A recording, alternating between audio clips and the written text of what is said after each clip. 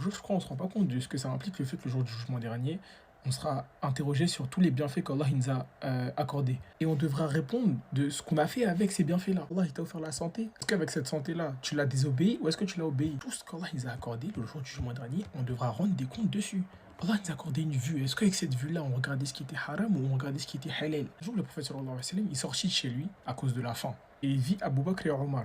Et Abu Bakr et Omar aussi étaient sortis à cause de la faim. Les trois, ils se sont retrouvés dehors à cause de la faim. Après, ils sont allés chez un autre compagnon, et ce compagnon-là, il les a accueillis, il les a donné de l'eau fraîche avec des dattes. Et après qu'ils aient fini de manger, etc., le prophète sallallahu alayhi wa sallam, il a dit à Abu Bakr et Omar que juste ça, là, les dattes et l'eau qu'ils ont eu après qu'ils aient eu faim, ils devront rendre des comptes sur ça le jour du jugement dernier. Et quand tu te rends compte réellement de ce que ça implique, tu veux amasser le moins de trucs. Tu veux l'argent dès que tu en as. C'est pas haram d'avoir de l'argent.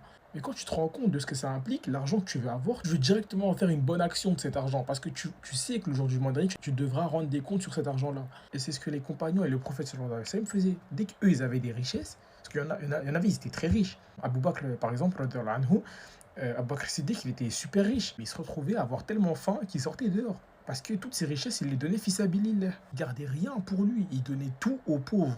Il affranchissait de nombreux esclaves. Il donnait toujours au prophète sallallahu alayhi wa sallam. Le prophète sallallahu alayhi wa sallam, pareil.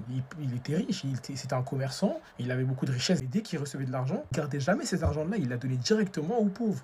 Tellement qu'il donnait aux pauvres qu'il se retrouvait avec rien du tout. Il dormait à même le sol. Ils se sont rendus compte que tous les bienfaits qu'Allah nous accorde, ça a un but. Le fait que tu utilises cet argent-là pour toi, c'est halal. Mais c'est mieux si tu l'utilises fils abilillah. Parce que le jour du jugement dernier, tu devras rendre des comptes sur ça. Et Allah, il te dira, qu'est-ce que tu as fait avec cet argent que je t'ai donné?